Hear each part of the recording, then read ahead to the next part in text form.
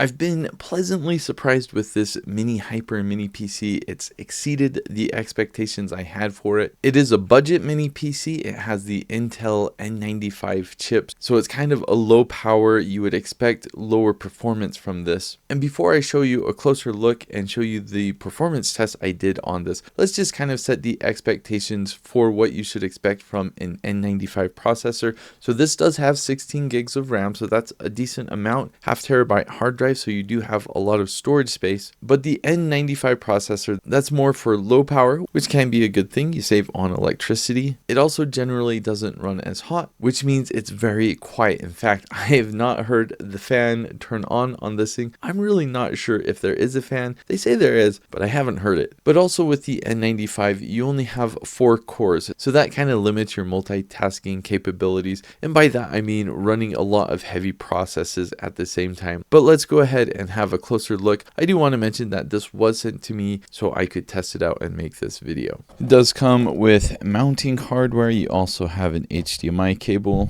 12 volts of output with 2.5 amps, so not a whole lot. I rather like the design of this mini PC. You've got your textured plastic up here. On the front, you've got your 2 USB 3.0, you've got USB-C, audio, and your power button.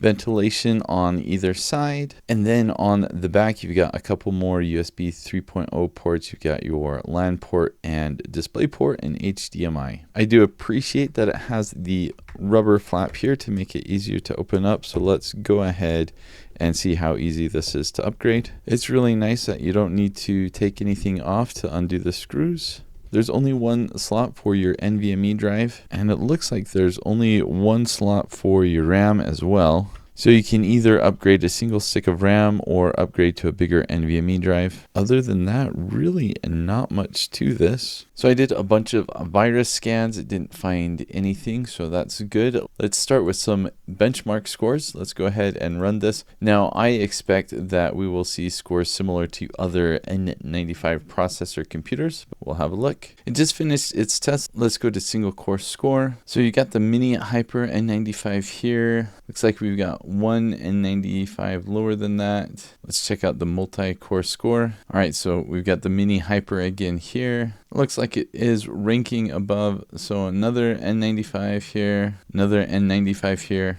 another N95 here. So it's actually doing pretty good with the multi-core score for something similar. Let's check out GPU, and GPU doesn't look anything impressive. It's all right. So here we go with Rocket League. You can see the top right corner getting about, what, 17 frames per second? Not great. Yeah, you could play it, I guess, technically, but definitely not a gaming PC. Let's see if there's anything that I can do to speed this up a bit, change some of the graphics settings. Give me just 1 second. Oh, maybe I could score a goal. All right, so we've got the settings up. Let's change everything to high performance and low intensity here.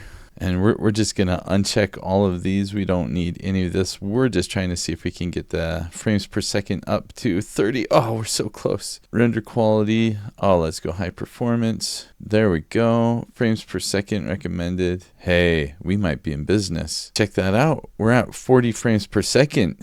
This is not the prettiest, but there we go. We're playing it. So realistically, no one in their right mind is going to get this mini PC to play any games or anything like that. But most games do enable you to change the settings for things. And as you saw, I changed everything to the lowest settings, and we're at just about 40 frames per second. Not great. It's not nothing. It's playable. I might even score a goal with 40 frames per second. Yep, I did. So, hey, that's pretty amazing. We're playing a game, not too shabby. Let's go ahead and test out how a bunch of applications would work in this. So I do want to mention that most of these applications I've already opened up once. So the first time you open it, it usually takes a while. Then after you open it once, it's usually a bit faster to load. So this is kind of like normally what you could expect with this computer. I've already opened Cura once.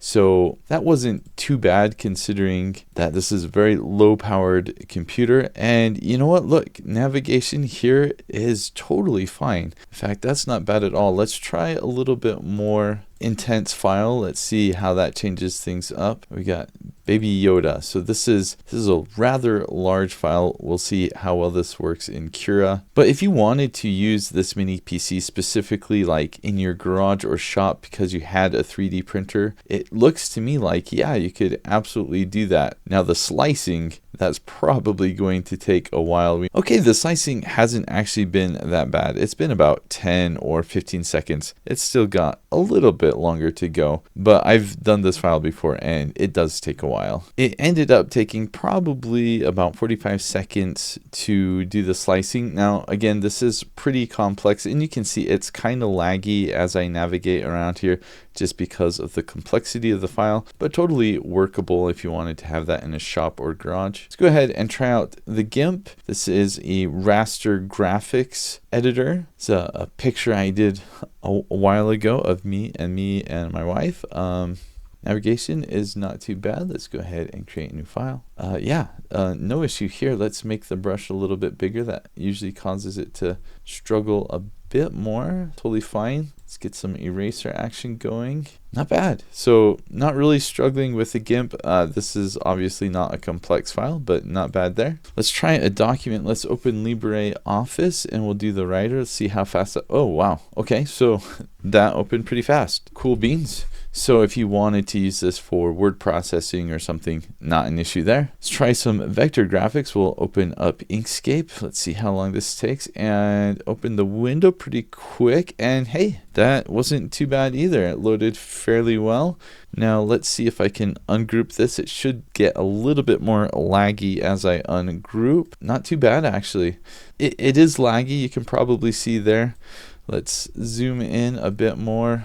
Yeah, so it's usable. It's not as fast as you would want, but especially for something pretty simple, not bad at all. And let's try Blender for some 3D, and that opened the window almost immediately, taking a little bit longer to actually load the file. All right, and that was probably about 15 to 20 seconds to load. And as I'm navigating with Blender, it is pretty laggy. I don't know if I would really want to use this for 3D, but you know, again, not horrible. You could absolutely do it. Let's try one of these old school games. That opened right up. So if you wanted a computer for your kids to play mini golf on, oh yeah, this is classic. Love this game. So not too bad there. And then of course the main thing is, how does this browse? So I went to Thingiverse to download some files. Let's try out YouTube. Let's see. Oh, I could watch more videos of myself. Of course, that's what I want to do. So we'll press this, that loads up right away. So watching YouTube, not an issue. Media is not going to be a problem at all. So listening to music, watching videos, watching stuff like that, going to be totally okay. Let's do a speed test. So I should cap out, I think, at about 260. So this is getting about half that. So not the fastest Wi-Fi speeds. So 120 megabits per second, that's going to do most of the things you'll want it to do. Not the fastest, but livable. Let's see what happens when we open a bunch of tabs, specifically 32. Let's open that in a new window. We'll see how fast everything loads. So the first page, not too bad. Going through, hey, this is looking totally fine. So nothing too complex on any of these pages, but they loaded well. No issues. There's still a few of them still loading. Oh, that's pretty cool. Multimedia, web browsing, anything like that, that's going to be totally not an issue with this PC. All right, I put in a USB drive. Let's go ahead and see if we can boot into Linux. Not really sure what the key is to get into BIOS. Oh, it's delete. All right, perfect. Let's change boot order number 1 to our USB drive. Go ahead and save and exit. And we will load Ubuntu. 20 years. Wow, that makes me feel old. MINIHYPER. And Ubuntu loaded just fine. So this is the live version of Ubuntu. Let's have a look if the drivers are working, and drivers for Wi-Fi are working. Not bad. Let's Let's run a speed test. We'll open up Firefox. Doing a speed test in Firefox in Ubuntu, it looks like we're getting slightly faster speeds. So the drivers are all good to go for Ubuntu. It's really easy to get into the BIOS and boot into Ubuntu. So if that's what you want to do, no issue with this computer. The last thing I want to test on this, I'm just going to run this benchmark to see if I can get it to run hot. I want to see how loud the fan is when it comes on. So I'm running the benchmark to try to get the mini PC to get hot. I don't hear any fan at all. Now, I just went and checked the description to verify that there actually is a fan in here. I don't see any fan. I don't hear any fan.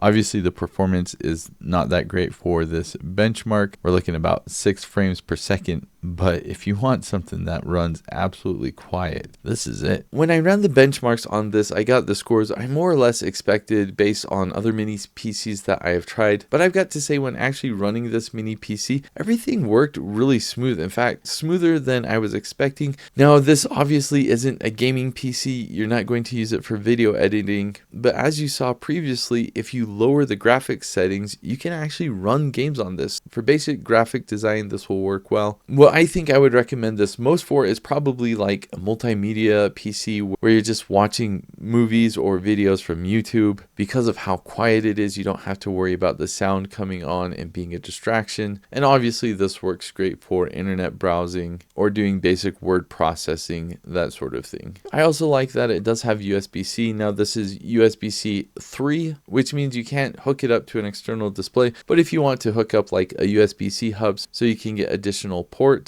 or plug in external storage for fast transfer speeds, then that's what this will be used for. It's a cool design. It works well. You could easily put Ubuntu or something else on this if you wanted to. Quite the impressive mini PC.